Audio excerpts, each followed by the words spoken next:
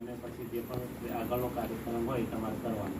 પણ આજે તમે જમ્યા પછી પોતે શું કરવું છે ને, એક કાગળ લખી લો, જ્યાં પોતાનો બેડ હોય ને એ બેડ ઉપર તમારે ચીપકાઈ દેવાનું. બરાબર? ચીપકાવશો નહીં તો કંઈ નહીં, તમે લખી રાખજો. મેં ફરી વખત આવો એટલે મને એ તમારા વિચારો, તમારું નામ, ધોરણ અને ઉંમર, બરાબર, એ લખી અને મને કાગળ આપવાનું. બરાબર? એ આપશો એટલે હું તમને વ્યવસ્થિત શું શું કરવાનું ને એ તમારું બધાનું લખીને તમને આપી દઈશ. બરાબર? અને એ તમારે સવારમાં ઉઠીને વાંચવાનું, એટલું જ કરવાનું, બીજું કશું કરવાનું. એક પેજમાં હોય એટલે કેટલી વાર લાગે? 2 મિનિટ કે 3 મિનિટ. બરાબર? બહુ સ્પીડમાં વાંચતા હોય તો 2 મિનિટ, તરત ધીમે વાંચતા તો 4 મિનિટ, એનાથી વધારે થાય નહીં. પણ તમે એવી ટેવ પાડશો ને એટલે તમારે સવારમાં તમે જો 6 વાગે ઉઠતા હોય તો બધા ફ્રેશ થઈ જાય. અને ફ્રેશ એટલે તમે બાથરૂમ જઈ આવો પછી ખાલી પેટે તમારે કસરત કરવાની 10 મિનિટ બધાએ કરજો. બરાબર? જે આપણે સ્કૂલમાં કરાવે એ જ વ્યાયામ કરવાની, અને એ વ્યાયામ કરવાની ને પછી ફ્રેશ થવાનું.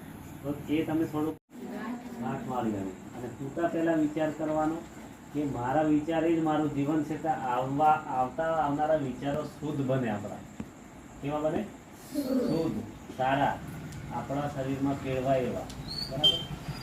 એવા વિચારો આપણે સવારમાં ઉઠીને તમે પ્રયત્ન કરશો ને, 1 અઠવાડિયામાં તમારો આખો બદલાવ આવી જશે. શારીરિક બદલાવ આવી જશે, માનસિક બદલાવ આવી જશે, અને પહેરવેશમાં પણ ફેરફાર થવા માંડશે. તો તમારો વિચાર એ તમારું જીવન છે.